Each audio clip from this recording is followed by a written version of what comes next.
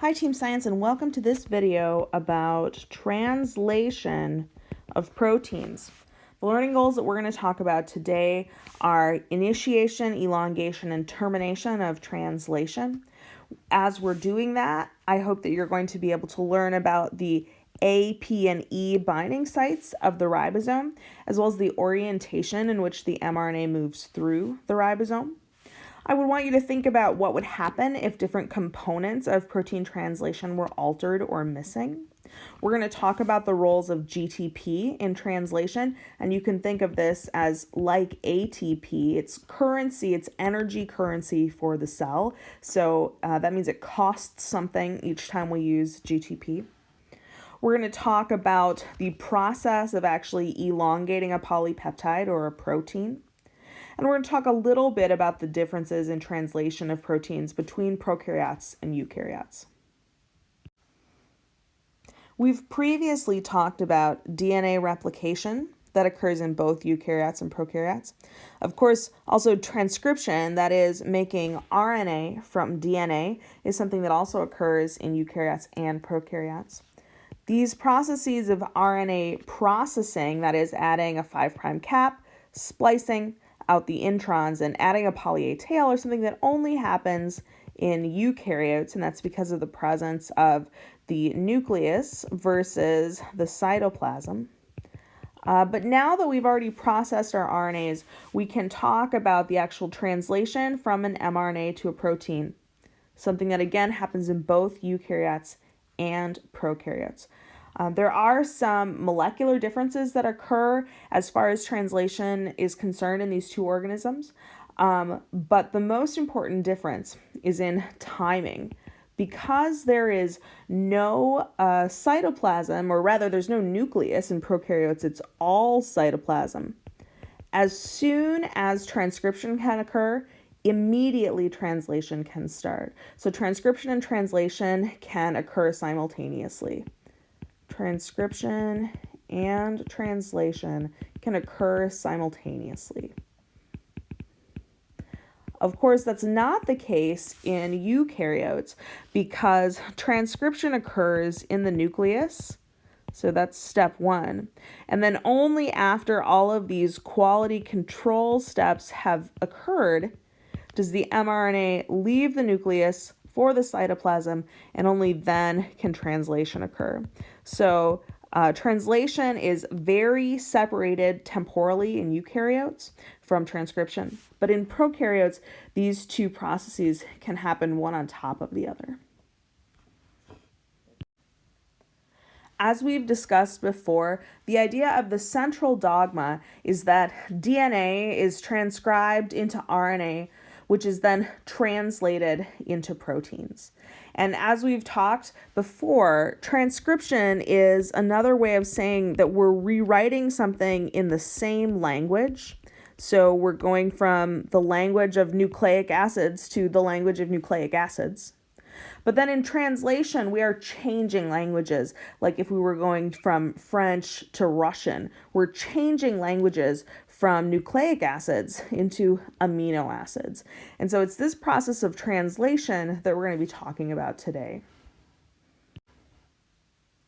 As I hope you saw in our previous video, tRNA charging, that is adding the amino acid to a transfer RNA, is an important first step in translation.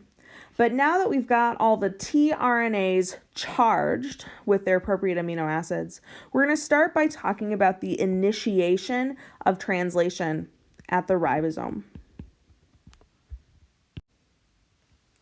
The ribosome is a molecular machine that does protein translation.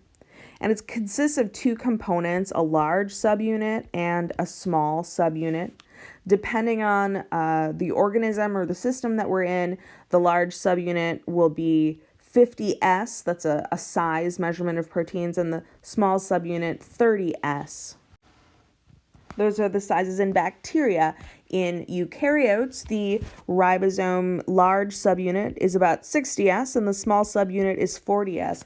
Regardless, we've got a big piece and a small piece. So the large subunit and the small subunit. And these two components come apart. In fact, initiation starts with only the small subunit of the ribosome. You can see that the small subunit of the ribosome, along with an initiation factor, binds together with the mRNA. Now, it's not noted here, but the orientation of the mRNA is 5' on the left and 3' on the right. That is, the ribosome reads the mRNA from the 5' to the 3' direction.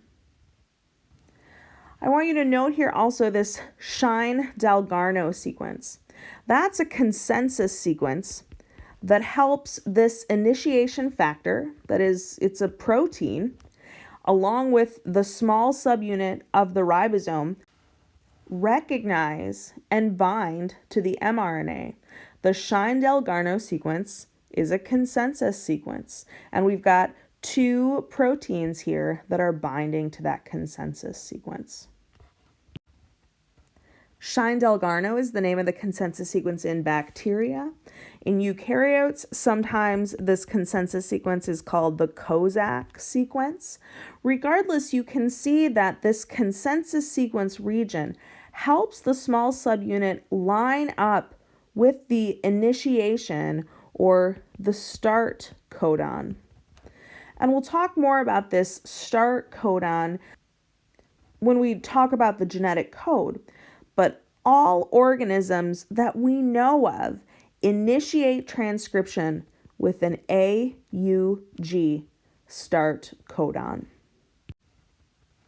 Now that the small subunit of the ribosome is in place, the large subunit, along with this first tRNA, that is the tRNA that is complementary to the AUG start codon, can both bind.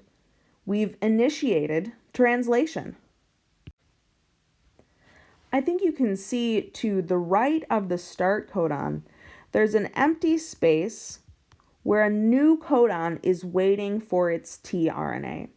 The next codon that will be bound is in the A site of the ribosome.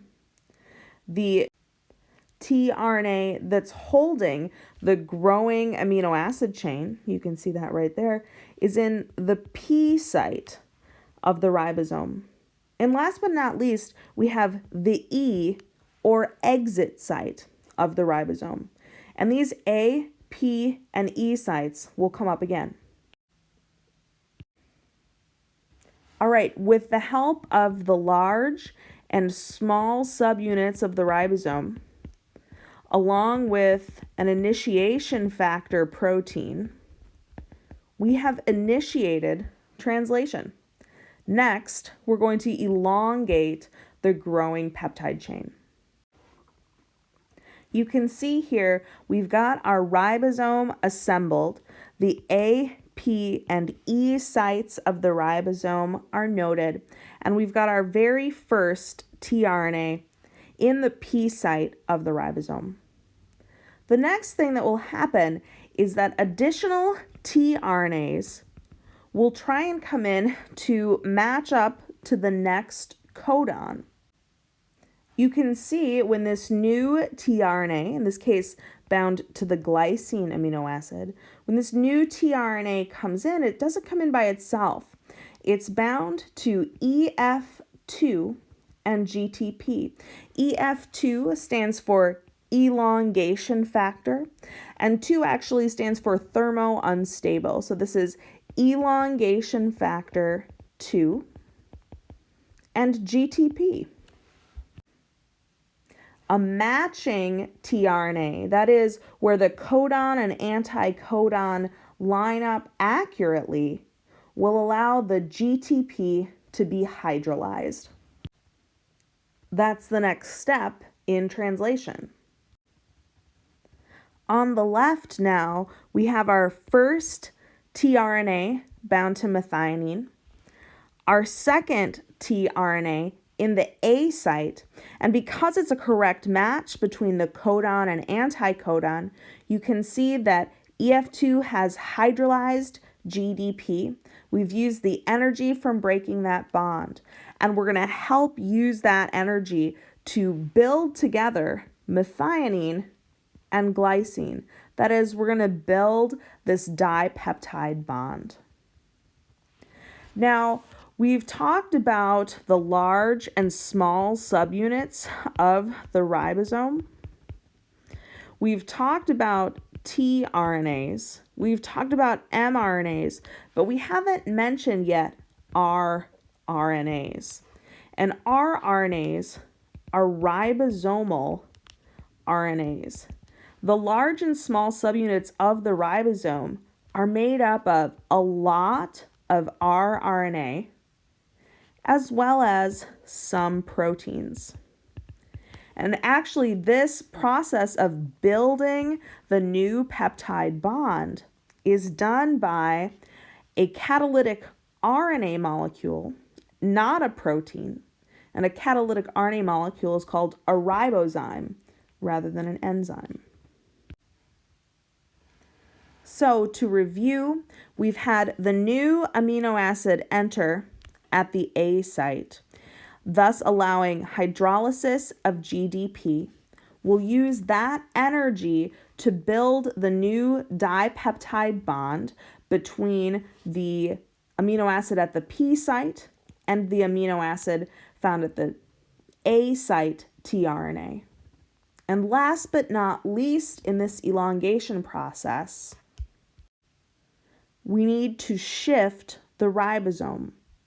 So we're starting here again with our second tRNA in the A site, our first tRNA in the P site, and now we have a new peptide bond between met and gly amino acids.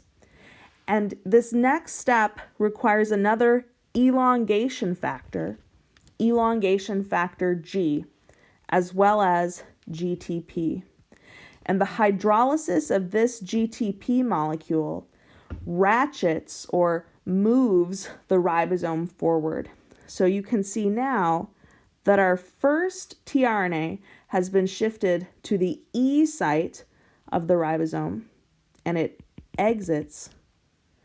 The second tRNA has been shifted to the P site of the ribosome.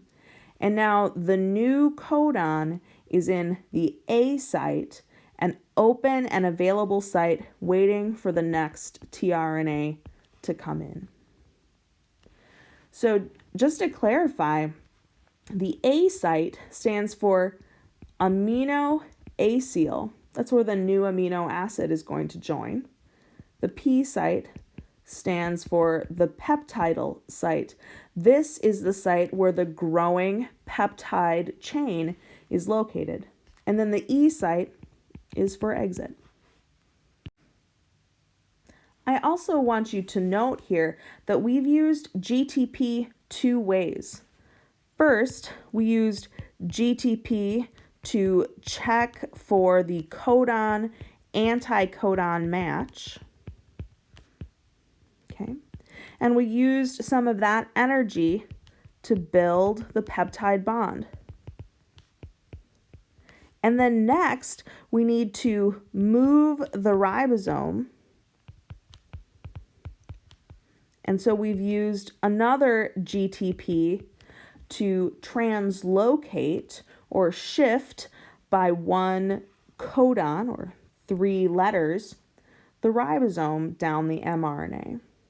Okay, so we've used GTP once to double check the tRNA, GTP twice to move the ribosome, and that means for each amino acid, it costs 2 GTP. That's a very expensive process. Goes to show you just how important it is to get protein synthesis correct, that we charge 2 GTPs, functionally equivalent to ATPs, 2 ATPs for each amino acid that's added to a growing protein chain. And some proteins can be 500 1,000 amino acids long. That's a very expensive cellular process. All right, we initiated translation with the help of the initiation factors. We elongated translation with 2 elongation factors and also 2 GTPs. And we're going to terminate translation. You'd think that it involved termination factor. No, it doesn't. It involves release factors. Let's talk about termination of translation. At the top of the page here, you can see that the ribosome has moved all the way down the mRNA. And it's now moved so that in the A site of the ribosome, we have a stop codon. Before we talk about the stop codon, I'd like to point out that in the P site, we still have our tRNA that's holding the growing peptide chain. So every single amino acid that's been added, we could draw way out here, the methionine and the glycine that were the first 2 amino acids we added a few slides ago, plus all of the subsequent amino acids, all held together by peptide bonds, holding on to this tRNA in the P site. Of course, the E site is empty because that tRNA is already left. And the A site is open and available for a tRNA to bind. Now, the stop codons, here we're showing UAG as a stop codon, but we could also have UAA or UGA. There's no tRNA that can recognize any of these 3 codons, but there is a protein that can recognize these codons. That is, we've got a release factor protein that can come in and bind at the A site of the ribosome when the stop codon is present. We also need release factor 3, which binds to GTP. And these 2 release factors together help cleave off this polypeptide chain. The protein is now free to go on and do its job within the cell. And this GTP hydrolysis will help us disassemble the ribosome, the tRNA, and the mRNAs. All of these can go on to do other jobs within the cell. The tRNA will have to get charged again. The mRNA could get translated again. And the ribosome could go on to translate another mRNA. One last thing I'd like to point out to you here is that this stop codon is not the very last sequence in the mRNA. This is an untranslated region. You'll note it's on the 3' end. It's the 3' untranslated region, or UTR. So this is a little bit of extra material that is not translated by the ribosome. You'll recall from RNA processing that we also have a 5' UTR at the 5' end of the mRNA. So the start and stop codons are in the middle of the mRNA with some extra elbow room on either end of the mRNA. There's a couple of interesting concepts on this slide. The first thing is that I'm showing you DNA and RNA, which is actively being transcribed. That is, we're building a new mRNA molecule. And this must be occurring in prokaryotes because transcription is happening at the same time as translation. You can see we've got an incoming ribosome on the 5' end of the mRNA. And as that ribosome progresses along, you can see we have a growing chain of amino acids coming out of the ribosome. When the stop codon is reached, the ribosome will disassemble and it can go on to translate other mRNAs into proteins within the cell. But another way to think of this picture is as a polysome. That is, one mRNA with multiple ribosomes translating it at one time. In this case, we have 6 ribosomes all translating the same RNA. And for a protein that's very important, this is a super common strategy. We want to make many copies of the protein, and we want to do it very quickly. So this is a great strategy, and these are called polyzomes. Importantly, even though this cartoon is showing this happening in prokaryotes, polyzomes can occur in both eukaryotes and prokaryotes.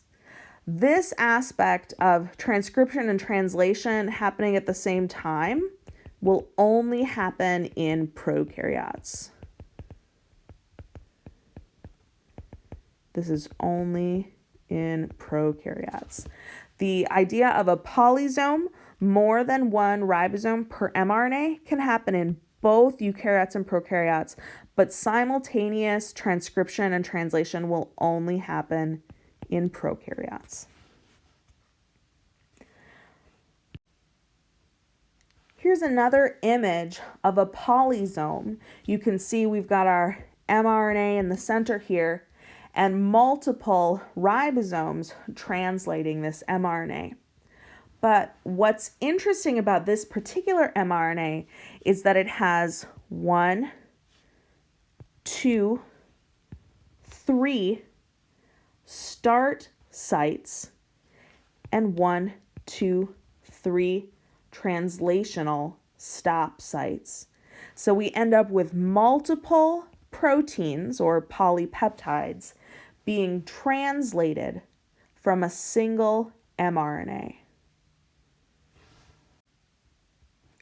An mRNA that codes for more than one protein is termed polycistronic. And we'll talk next week about operons, that is, genetic regions that encode for more than one protein, an example of a polycistronic region of the DNA. So you can see we've made a red protein, a blue protein, and a green protein in this diagram, all from a single mRNA. And we're showing polyzomes here because we have multiple ribosomes translating the single mRNA. So there's a lot going on with translation, and I'll be happy to talk more about it as we get into genetic code, mutations, operons, and regulating gene expression. We'll talk soon.